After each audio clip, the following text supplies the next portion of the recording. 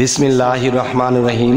হে সমস্ত জগৎবাসী, আজ আমি শামীম আলী চিশতি আপনাদের সামনে যে আলোচনাটি নিয়ে হাজির হলাম, সে আলোচনাটি হলো মানুষ পৃথিবীতে থেকে দেখা যায় আত্মসাধনা করে, বিভিন্ন সাধনা বিভিন্ন আমল করতে থাকে। আর এটার করার উদ্দেশ্য তাদের অনেকের মধ্যে থেকে যায় কি, যে তারা আত্মার মুক্তি নেবে, তারা জন্ম নেবে না, জন্ম দেবে না, তারা সেই আল্লাহর দেশে চলে যাবে। আল্লাহ কি বলেছে? কুল হু আল্লাহু আহাদ আল্লাহুস সামাদ। এবং কি বলেছে? যে আল্লাহুস সামাদ লাম ইয়ালিদ ওয়া লাম ইউলাদ। যে আল্লাহ কি বলেছে? আমি এক, আমি অদ্বিতীয়, আমি স্বয়ংসম্পূর্ণ। আবার বলছে কি, যে আমি জন্ম নেই না, আমি জন্ম দেই না। তাহলে জন্ম নেই না এবং জন্ম দেই না, সেটা কে বলেছে? আল্লাহ বলেছে। তাহলে আল্লাহর দেশে পৌঁছাতে হলে আপনার আর আমার দ্বারা জন্ম বন্ধ করতে হবে। যেদিন আপনার দ্বারা জন্ম হওয়া বন্ধ হয়ে যাবে, সেদিন থেকেই মনে করতে হবে যে আপনি আল্লাহর রঙে রঙিনিত হচ্ছেন। যেহেতু আল্লাহ কাম বাসনা করে না, আল্লাহ কোনোদিন কামের নেশা ডুবে যায় না। এরকম বিষয় যে আল্লাহর গুণে গুণান্বিত হতে হবে। তবে আল্লাহর সকল গুণ তো অসম্ভব যে নিজের মধ্যে অর্জন করা। হয়তো কিছু কিছু বিষয় আমাদের অর্জন করতে হবে। তাহলে আল্লাহর কিছু গুণাগুণ যদি একজন মানুষের মধ্যে আসে, তাহলে সেই ব্যক্তি আল্লাহর সাথে মিশতে পারে। তাই আমি বলবো, অনেকের মনের ধারণা যে আত্মার মুক্তি নেওয়ার জন্যই তারা সাধনা করে, আত্মসাধনা। তখন দেখা যায় কারো জীবনে আত্মসাধনা করে সে কখনো সফল হয়নি, কিংবা দেখা যায় তিনি পথভ্রষ্ট হয়ে গেছে, কিংবা সে যেই কাজের জন্য সাধনায় নেমেছে অন্যদিকে মোড় ঘুরে গেছে। কারণ আল্লাহ কি বলেছে? আমি তোমাকে পৃথিবীতে পাঠিয়েছি, এখন তোমরা আমার সাথে মিশবে। যদি আমার সেই প্রেমিক, আমার সেই সাধনা আর আমার সেই আইন কানুন, মোট কথা আমি আল্লাহকে ভালোবাসতে যা কিছু লাগে তাই করবে, তখন আমি যখন দেখবো যে হ্যাঁ তিনি আমার প্রেমে এরকম ফানাফিল্লা, তখনই কিন্তু আল্লাহ ওই ব্যক্তিকে মুক্তির ফয়সালা করবে এবং কি সে আল্লাহর বাড়িতে চলে যাবে বা আল্লাহর সাথে একাকার বিলীন হয়ে যাবে। তাই আমি বলবো যে মানুষ একটা জিনিস জানে, যে মুক্তি নিলে মানুষ কোথায় যায়। যে অনেকেই বলে একটা কথা, যে আত্মার মুক্তি নিব, পৃথিবীতে আর জন্ম নেব না, জন্ম দেব না, আল্লাহর সাথে বিলীন হয়ে যাব। আচ্ছা, তো এখন বিষয় হলো যে আল্লাহ তো মুক্ত, আল্লাহ কোনো কিছুতে যুক্ত নয়। আল্লাহ কি বলেছে? যে আমাকে কোনো দুঃখ দুর্দশা স্পর্শ করে না, আমাকে নিদ্রা স্পর্শ করে না, আমাকে ক্ষুধা আমাকে স্পর্শ করে না। তাহলে বোঝা গেল কি, সকল কিছুর ঊর্ধ্বে তিনি। তাহলে পৃথিবীতে চলাকালীন আপনি আমি ক্ষুধায় ভুগি, ক্ষুধায় সইতে পারি না, খাবার খেতে হয়, এবং দেখা যায় যে আমাদের কোনো তৃপ্তি আছে, সেই তৃপ্তি আমাদের মেটাতে হয়, বা বিভিন্ন কিছু। যাই হোক, আজকের মূলত যে আলোচনাটি করতে চাচ্ছি সেটা হলো কি, দেখেন যে অনেকের ধারণা তারা আত্মার মুক্তি নেবে। এই আত্মার মুক্তি নিয়ে কোথায় যায় এবং সেখানে গিয়ে কি করে। এখন যদি বলা হয় যে আল্লাহ শ্রেষ্ঠ জান্নাত দান করবে, যেখানে শান্তি আর শান্তি। দেখেন একটা বিষয়, যত শান্তিময় হোক, যদি আপনাকে একটা স্থানের মধ্যে রেখে দিয়ে আপনাকে ভালো মন্দ খাওয়াচ্ছে, আপনার যা কিছু দরকার তা দিচ্ছে, তো এখন আমি বলবো যে যত সুখী আপনি থাকেন, আপনাকে যদি একটা ঘরের মধ্যে বন্দি করে রেখে আপনার যা কিছু লাগে তাই যদি দেয়, তারপরেও কিন্তু আপনার সেখানে ভালো লাগবে না।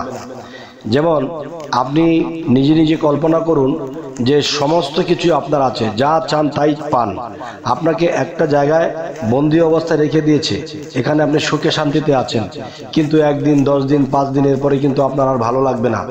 আপনার মনে চাইবে যে আমি বাজারে যাব, আমি ইমুকের সাথে কথা বলবো, আমি ইমুক জায়গায় এটা দেখতে যাব, মানে এক জায়গায় মন টিকবে না। তাহলে বোঝা গেল, যারা মুক্তি নেবে বলে, তারা মুক্তি নিয়ে কোথায় যাবে এবং সেখানে কি করবে। তো মুক্তির ফয়সালা আমি অনেক সাধুর কাছে বা অনেক সাধকের কাছে আমি বলেছিলাম যে দেখেন আপনি সাধনা করছেন কোন উদ্দেশ্যে। তিনি বলতেছে পৃথিবীর জ্বালা যন্ত্রণায় আর আসবো না, আল্লাহর সাথে বা মুক্তির দেশে চলে যাব, যেখানে কোনো জ্বালা যন্ত্রণা কোনো কিছু থাকে না। তখন আমি বলবো, দেখেন যে আপনি যে নিয়ত করে আপনি সাধনা করবেন, এই নিয়তের ফলাফল আল্লাহ কখনোই আপনাকে দেবে না। কারণ যে কেউ ইবাদত করে আল্লাহর কাছে সুখ শান্তি চায়, টাকা পয়সা চায়, বিপদ মুক্তি চায়, বিভিন্ন কিছু চায়, কিন্তু দেখা যায় যে আল্লাহর কাছে আপনি আল্লাহর জন্য সাধনা করেন, আল্লাহকে সন্তুষ্ট করার জন্য সাধনা করেন, আমল করেন। এখন দেখা যায় কি যে একটা চাহিদা রেখেছেন। আমি বাহ্যিক একটা উপমা দিতে পারি। আপনি কোনো মেয়েকে ভালোবাসেন, তখন সেই মেয়েটাকে খুবই বেশি ভালোবাসেন, কিন্তু সেই মেয়েকে যখন আপনি বিবাহ করে ঘরে আনবেন, তখন আপনি মেয়েকে এবং মেয়ের ফ্যামিলিকে জানিয়ে দিলেন যে আমাকে 1 কোটি টাকা দিতে হবে, একটি গাড়ি দিতে হবে, একটি বাড়ি দিতে হবে। তখন কি হলো? তখন কিন্তু যে আপনি খাঁটি প্রেমে যাকে ভালোবাসেন শুধু তাকেই চাইছেন, তখন কিন্তু আপনি একের কাঁটায় ছিলেন, আপনার প্রেম নিখুঁত প্রেম ছিল। আর যখন আপনি একটা কিছু চাইলেন, তখন কিন্তু আপনি সেই নিখুঁত প্রেমে নেই, আপনি লোভে পড়ে গেছেন, বা যাকে দরকার, যাকে ভালোবাসলে যাকে পাবো তাকে না চেয়ে আমরা অন্যটা চাইলাম। তাহলে বোঝা গেল কি যে তার প্রতি ভালোবাসা নেই, গাড়ি বাড়ি কোটি টাকার প্রতি লোভ। তাহলে বোঝা গেল যাকে ভালোবাসলেন তার কাছে ভালোবাসার মূল্য আপনার থাকবে না। ঠিক মহান স্রষ্টা যিনি আমাদেরকে পৃথিবীতে পাঠিয়েছে, এই পৃথিবীটাই একটা লোভনীয় স্থান। তাই বলতে চাই, হে সমস্ত জগৎবাসী, যে যারা আল্লাহকে পাইতে, আল্লাহকে সন্তুষ্ট করতে, আল্লাহকে ভালোবাসতে যারা অগ্রসর হয়েছেন, নিঃস্বার্থভাবে সাধনা করতেছেন, তারা একদিন আল্লাহকে পাবে। আর আল্লাহ যদি আমার হয়ে যায়, আমি কিন্তু দেখব যে সবকিছুই আমার হয়ে গেছে। আল্লাহ যদি আমার হয়, তাহলে আল্লাহ সবকিছু তো আমার। তাই আমি বলবো যে আল্লাহর কাছে বলতেছি, আল্লাহ এই সমস্যা সমাধান করে দাও, আমাকে ওই জিনিসটা দাও, আমাকে এই বিষয়টা দাও।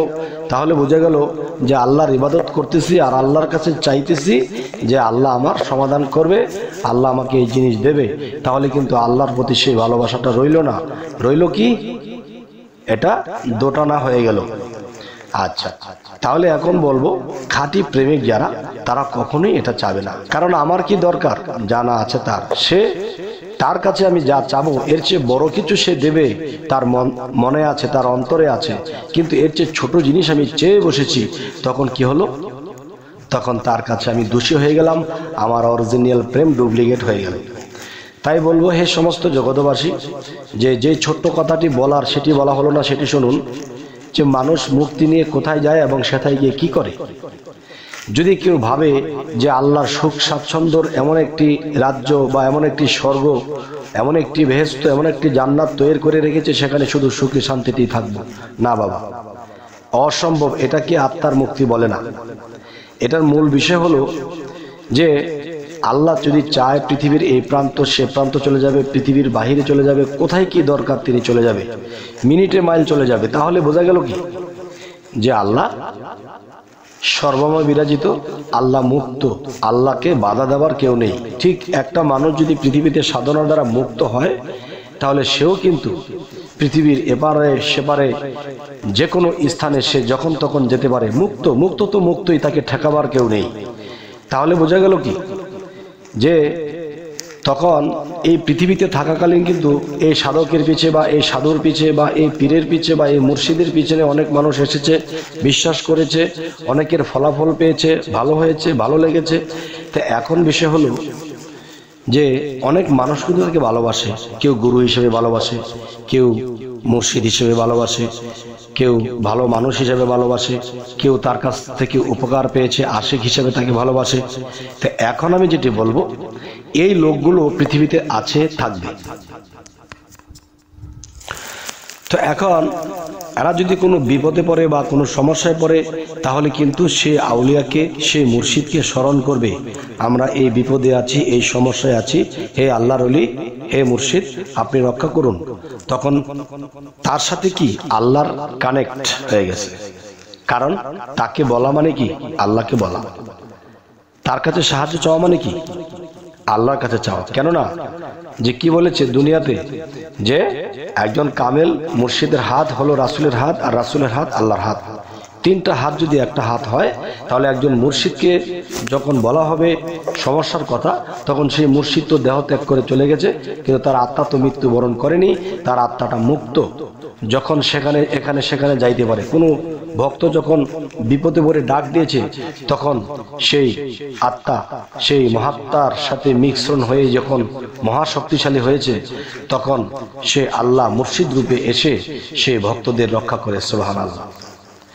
তাই বলবো কি, যে মুক্ত তো সেই ব্যক্তি যখন তখন যেখানে সেখানে যাবে, যা খুশি তা করবে, এটাই হলো মুক্ত। আর যদি বলা হয় যে না, আল্লাহ আমাদেরকে সেই জান্নাতের মধ্যে বড় একটা আস্তানা বানিয়ে বা ওখানে সুখ স্বাচ্ছন্দ্য সমস্ত কিছু দিয়ে আমাকে সেখানে রেখে দেবে, না, এটা সম্পূর্ণ ভুল ধারণা। কারণ আল্লাহর ডিউটি কি? আল্লাহ কিন্তু সমস্ত ফেরেশতাদেরকে চালাচ্ছে। কোথায় কি লাগবে, কোথায় কি দরকার, ফেরেশতাদেরকে চালাচ্ছে, আবার আল্লাহ নিজেও করছেন। তাই বলবো, যদি কেউ আল্লাহর গুণে গুণান্বিত হয়, যে কয়টা গুণ, আল্লাহর তো লক্ষ কোটি গুণ, যেই গুণে শেষ করা যাবে না, কিন্তু আল্লাহর কিছু গুণ যদি কেউ লাভ করে, সেই গুণে গুণান্বিত হয়ে সেই মুর্শিদ রূপে এই ভক্তের ফয়সালা করে, বা মানুষ যদি তাকে স্মরণ করে সে ফয়সালা করে দিয়ে যায়, আত্মগতভাবে চক্ষুমান ব্যক্তিরা তাকে দেখে চিনে ফেলবে, আর চক্ষুমান যারা নয় তারা দেখবে কিছুই দেখবে না, তারা চিনবেও না। আর সেই চক্ষুমান ব্যক্তি বুঝে নেবে যে অন্য একটা রূপে এসে, আমার মুর্শিদ এসে, আমার গাউসুল আজম এসে, আমার খোদা এসে আমাকে এই সমাধান করে দিয়ে গেল। তাই বলবো, হে সমস্ত জগতবাসী, আত্মার মুক্তি যদি কেউ চান, তবে মনে মনে চাওয়ার দরকার নেই, প্রকাশ্যেও চাওয়া দরকার নেই। আমি যখন তার কাজ করব, তখন সে তো আমার কাজ করবে। তাহলে আমরা চাওয়া মানে কি? ঠকে যাওয়া। আর আল্লাহর কাছে 2 নম্বর প্রেমিক হিসেবে পরিচিত হয়ে যাব।